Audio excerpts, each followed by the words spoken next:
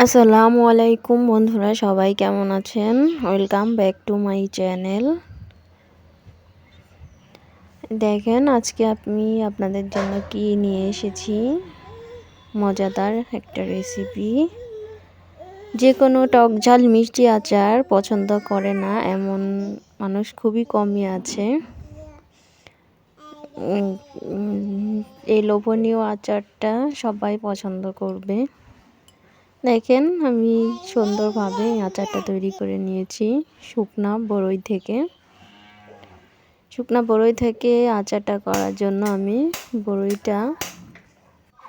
বড়ইগুলা ধুয়ে বোটা ছাড়িয়ে একটু ফেলে নিয়েছিলাম।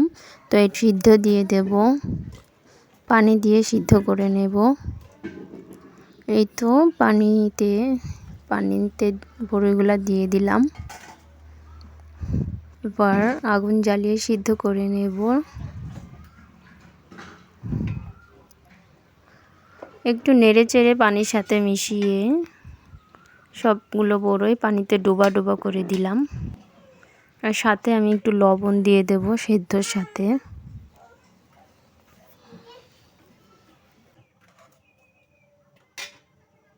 লবণ দিয়ে লবণটাকে সব বড়ইয়ের সাথে মিশিয়ে নেব নেড়ে চেড়ে।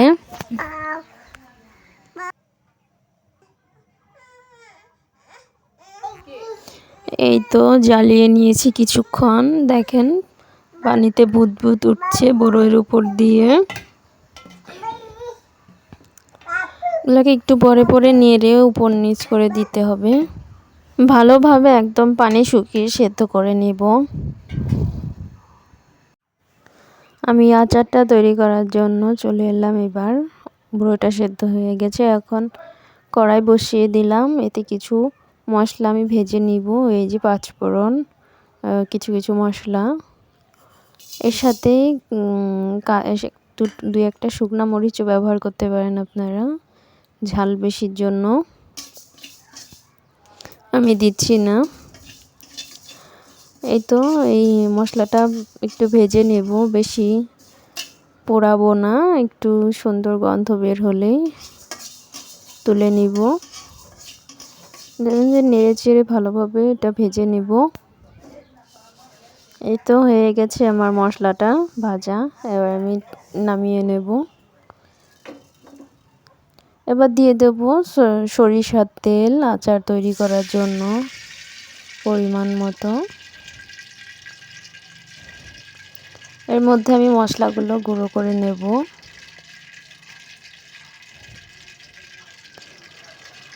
তেলটা গরম হয়ে আসলে আমি দিব দুটো তেজপাতা কেটে।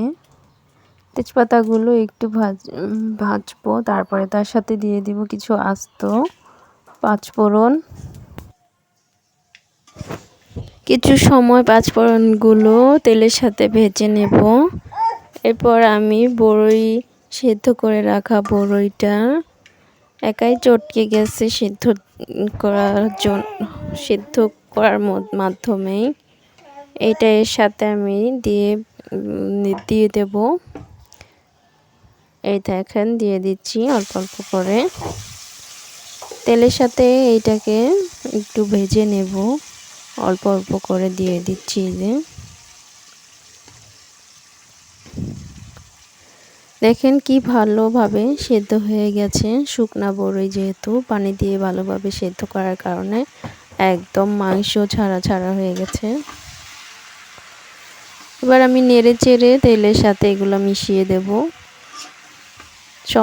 সব বড়ির গায়ে যেন তেলটা লেগে যেন একটু ভাজা হয়। বন্ধুরা, তোমরা যারা এখনো আমার চ্যানেলটা সাবস্ক্রাইব করনি, অবশ্যই সাবস্ক্রাইব করে লাইক কমেন্ট ও শেয়ার করে দিবে।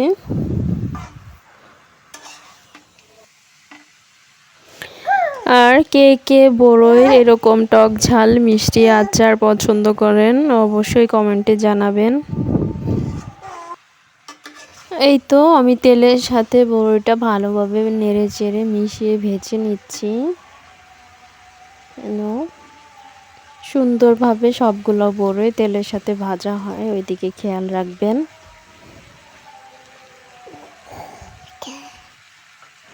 আপনারা কে কে কোন আচার খেতে পছন্দ করেন অবশ্যই কমেন্টে জানাবেন। আর এবার এখন পর্যন্ত আমের আচার কে কে বানিয়েছেন অবশ্যই কমেন্টে জানাবেন। কে কে আমার মতো এইভাবে আচার বড়ির আচার বানান অবশ্যই বলবেন। দেখেন এই তো আমার বড়িটা ভাজা ভাজা প্রায় হয়ে এসেছে। আমি এখন এর সাথে চিনি দিয়ে দেব অল্প করে। আমি চিনি নিয়ে নিয়েছি, এটা 2 ভাগ করে দেব, একবারে দিব না। চিনিটা দিয়ে একটু নেড়ে দেব, নেড়ে চেড়ে রান্না করব।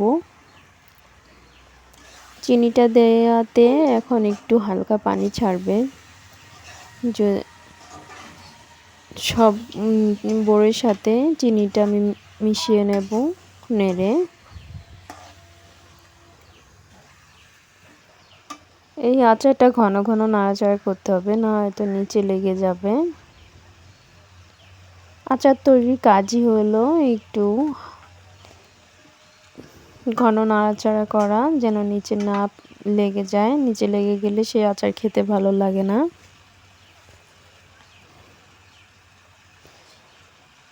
এই তো আমার কিছুটা গুড় ছিল, একদম স্বাস্থ্যকর ভালো গুড়, কিছুটা গুড়ও অ্যাড করে দিলাম। আপনারা যে কোনো একটা দিয়ে তৈরি করলেও করতে পারেন। আমার ঘরে ছিল, এর জন্য আমি সাথে একটু গুড়টাও দিয়ে দিলাম। অনেকেই গুড়ের আচার পছন্দ করে, আবার অনেকেই চিনির আচার পছন্দ করে। যে যেটা পছন্দ করেন সে সেভাবেই তৈরি করবেন।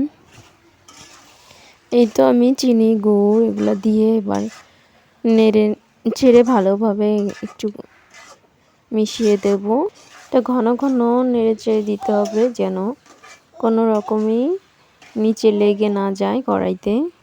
তো একটু পানি পানি বের হয়েছে, এর মধ্যেই রান্নাটা করে নিব। এরপর আমার যে বাকি আর চিনিটুকু ছিল, ওই চিনিটুকু আমি এখন দিয়ে দেবো এর সাথে। চিনিটুকু দিয়ে আবার সেইভাবে নাড়াচাড়া করে মিশিয়ে রান্না করব আচারটাকে। আমি যেহেতু টক ঝাল মিষ্টি আচার তৈরি করব, এর জন্য ঝালের গুঁড়ি দিয়ে দিলাম, মরিচের গুঁড়ো। এই তো যে যেমন ঝাল পছন্দ করবেন সে তেমনটাই ঝাল অ্যাড করে দিবেন। এবার আমি এর সাথে সম্পূর্ণ আচারের সাথে ঝালটা মিশিয়ে দেব। মিশিয়ে দিয়ে ঝালের গুঁড়োটা সবগুলো বড়ই এবং আচারের সঙ্গে মিশিয়ে রান্না করে নিব আমি। আর অনবরত নাড়তে হবে, এটা না হয়তো নিচে লেগে যাবে। দেখেন আমি বারবার নাড়াচাড়ার উপরেই আছি। এই দেখেন নাড়াচাড়া করতে করতে আমার বড়ইয়ের পানিটুকু প্রায় শুকিয়ে আসছে, অনেকটা ঘন হয়ে গেছে। আর এর মধ্যে দেখেন বাইরে অন্ধকার হয়ে গেছে বৃষ্টিতে একদম। এই তো নাড়াচাড়া করতে করতে আমার আচারের প্রায় শেষ পর্যায়ে চলে এসেছে। এবার এই তো আমি 5 ফোড়নের গুঁড়ো করে নিয়ে এবার এর সাথে অ্যাড করে দিব। এবার নেড়ে চেড়ে সম্পূর্ণ রান্নাটা শেষ করব। এখনও যারা আমার চ্যানেলটি সাবস্ক্রাইব করেননি অবশ্যই চ্যানেলটি সাবস্ক্রাইব করবেন এবং কমেন্ট শেয়ার ও লাইক করবেন। দেখেন এই তো আমার আচারটা প্রায় শেষ, খেতে অনেকটাই লোভনীয় লাগছে, খুবই মজাদার ছিল আচারটা। আজকে এই পর্যন্তই, সবাই ভালো থাকবেন, সুস্থ থাকবেন। আসসালামু আলাইকুম।